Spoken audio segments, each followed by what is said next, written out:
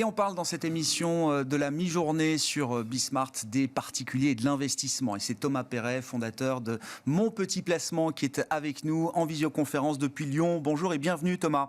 Merci beaucoup d'être avec nous. Je ne veux pas vous mettre trop de pression Thomas, mais j'ai envie de faire de vous un baromètre. Baromètre à la fois de l'intérêt des investisseurs particuliers pour les produits financiers, pour l'investissement, et puis baromètre également de la percée des nouvelles technologies dans la distribution des produits financiers auprès d'une nouvelle génération d'investisseurs. Mon Petit Placement, on en parle depuis quelques trimestres maintenant. Vous êtes lancé en janvier 2020, je crois, sur le plan commercial. On s'était parlé une dernière fois à l'automne dernier, je crois, Thomas. À cette époque-là, vous n'étiez pas encore totalement convaincu que le timing de lancement de Mon Petit Placement avait été idéal. On se souvient évidemment que c'était quelques mois avant le choc pandémique sur les marchés qui s'était concrétisé entre février et mars 2020. Qu'est-ce que vous dites un an et demi après quasiment, Thomas ? Ouais, donc effectivement, on s'est lancé en février 2020, donc un mois avant le crack Covid. Depuis, c'est plus de 5000 clients qui ont souscrit, qui ont profité de la belle remontée des marchés. Donc on est plutôt satisfait. On se dit a posteriori que le momentum était le bon. Pour ce qui est maintenant du baromètre, alors nous, c'est un peu biaisé parce qu'on est en phase de croissance assez forte, mais on sent un intérêt vraiment important. Nous, pour information, sur nos 5000 clients, il y en a 60% qui n'avaient jamais investi auparavant, donc il y avait uniquement de l'épargne sur des livrets. Donc je pense que ce chiffre illustre bien qu'il y a une nouvelle cible à capter, que ce soit auprès des jeunes actifs, mais aussi on a quelques personnes, 50, 60 ans, qui disent il n'est jamais trop tard pour se lancer et on y va.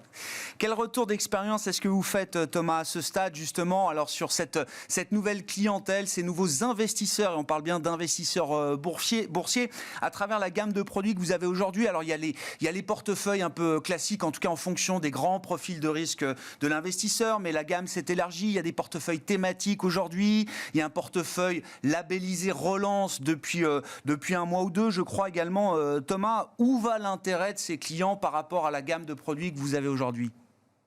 Alors pour vous donner les ordres de grandeur, nous effectivement on a deux gammes, cette gamme dynamique et la gamme thématique. On a à peu près 30% des clients qui sont investis sur notre gamme thématique, sachant que ça a été lancé il y a un peu moins d'un an celle-là, et on sent qu'il y a une montée en puissance assez forte. Et parmi les thèmes, je pense que je ne vais pas vous étonner, mais le thème du climat, de la tech et de la santé sont les trois gros leaders parmi notre offre, à la fois parce que ça a été tendance ces 12 derniers mois, mais également parce qu'en termes de performance, ça a offert des performances assez importantes, même si depuis le premier semestre 2021, il y a quelques rotations sectorielles qui font que ça a un peu plus souffert.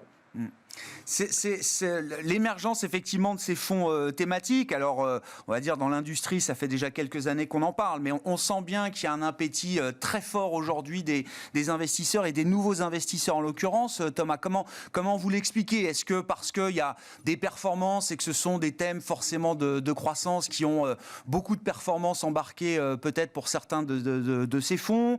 Est-ce que c'est un intérêt parce que les thématiques apportent du sens? On parle beaucoup de l'investisseur qui cherche à mettre du sens dans son épargne. Est-ce que c'est une réalité dans les faits, au-delà du discours?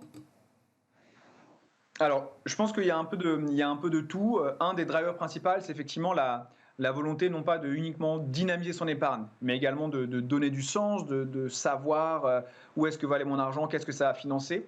Et c'est quelque chose qui est offert notamment par les portefeuilles climat. Donc ça, c'est un premier élément. Je pense qu'il y a un deuxième élément qui est marketing, parce que c'est quelque chose dont on parle énormément depuis plusieurs mois, plusieurs années. Donc je pense que ça commence à arriver aux oreilles du grand public. Je pense qu'au côté des sociétés de gestion, des fonds d'investissement, il y a un peu plus d'effort qui est fait pour apporter de la transparence, apporter de l'information vulgarisée sur ces thèmes qui permet d'aller toucher une nouvelle cible. Et effectivement, comme vous le dites, en plus de ça, il y a des perfs qui ont été super intéressantes, qui ont pu intéresser même des personnes qui avaient moins ce critère numéro 1 de donner du sens à son investissement.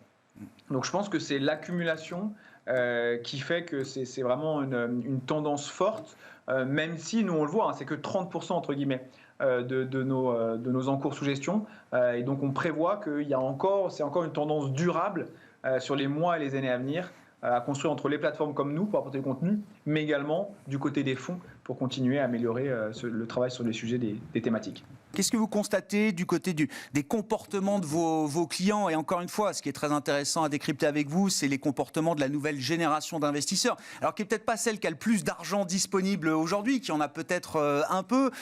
Comment est-ce qu'ils investissent? Est-ce qu'il y a une manière régulière d'investir? Est-ce qu'il y a beaucoup d'arbitrages qui sont faits de la part de ces clients? Ou est-ce qu'au contraire, ils ont tendance à laisser dormir leurs investissements, ce qui est d'ailleurs pas une mauvaise manière de faire quand on investit en bourse, hein, il faut le préciser, Thomas. Qu'est-ce que vous constatez? Alors, effectivement, c'est un très bon moyen de gérer ses émotions. Donc nous, pour donner quelques chiffres, on a à peu près 87% de nos clients qui mettent en place des versements réguliers. C'est quelque chose sur lequel on insiste beaucoup, qui a beaucoup de vertus, notamment dans un contexte de marché assez incertain comme on a eu depuis la dernière année. Donc ça, c'est un point. Ensuite, pour vous dire un petit peu le comportement type d'un client, souvent sur le premier mois, après avoir souscrit à mon petit placement, il vient beaucoup trop régulièrement, c'est-à-dire une fois tous les jours ou tous les 2 jours. Et on voit ensuite que cette courbe diminue au fur et à mesure qu'il devient utilisateur de mon petit placement. Et en moyenne, nous, un utilisateur vient une fois toutes les 2 semaines pour avoir accès, bien sûr, à l'évolution de son portefeuille, mais avoir accès à différents contenus, que ce soit des contenus marchés, des contenus macroéconomiques, pour utiliser mon petit placement à la fois pour faire fructifier son épargne, mais également pour monter en compétences, qui est une vraie demande qu'on perçoit sur la...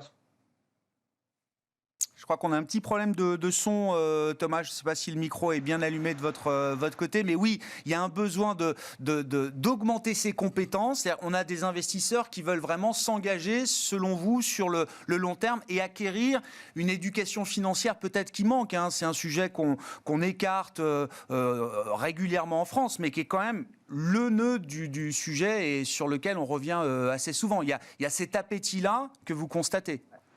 Super important. Il y a cet appétit, cette volonté de comprendre, qui est, je pense, vraiment liée à cette nouvelle génération, entre guillemets, de dire, maintenant, je ne vais pas mettre mon argent dans une boîte noire, c'est-à-dire qu'il faut que les fonds soient transparents, mais également tout le processus en amont, la philosophie, la méthodologie, il faut que je puisse bien la comprendre avant de vraiment pouvoir me lancer. Donc nous, on est presque autant, sans réduire la proposition de valeur de multiplacement, un service pédagogique qu'un service d'investissement et d'accompagnement. Un mot aussi de la stratégie de partenariat, alors qui est active, Thomas. Moi, je retiens, et c'est peut-être le partenariat qui a accroché l'esprit de tout le monde il y a 2 mois à peine, je crois. C'est le partenariat avec Lydia, donc qui est l'application de paiement française de référence. Je crois qu'ils ont, vous allez me le dire, Thomas, mais j'ai vu 4 millions d'utilisateurs et qui se définit aujourd'hui au-delà d'une simple application de paiement. C'est vraiment la super app. C'est comme ça que Lydia se définit aujourd'hui, la super app de services financiers au sens large. Et vous êtes, vous, intégré aujourd'hui à cet écosystème-là. Alors, quel est l'intérêt du partenariat pour vous avec Lydia? Et déjà, est-ce que vous mesurez des retombées de ce partenariat récent? Effectivement, il passe d'un service de paiement à un service vraiment de prescription, un hub de services financiers, comme ils veulent l'appeler. Nous, l'intérêt est énorme, parce que comme vous l'avez dit, ils ont une base client de près de 4 millions d'utilisateurs. Donc ça permet d'aller accélérer fortement notre croissance et notre notoriété. Il y a un intérêt aussi pour l'utilisateur, parce que ça nous permet de faire des offres communes avec les utilisateurs qui viennent de la part de Lydia. Effectivement, nous, on a Lydia, mais on a aussi une dizaine de partenaires fintech, toujours dans cette volonté à la fois d'étoffer la base de personnes qu'on peut toucher, mais également pour les partenaires d'offrir des services financiers les plus larges possibles. Souvent, ils sont dans une verticale et ils font appel à d'autres partenaires pour dire on peut faire du paiement, du prêt, de l'épargne, de l'investissement. Donc moi, je pressens que c'est une dynamique, ce hub de services financiers, qui est, comme les thématiques dans l'investissement, une tendance en forte croissance.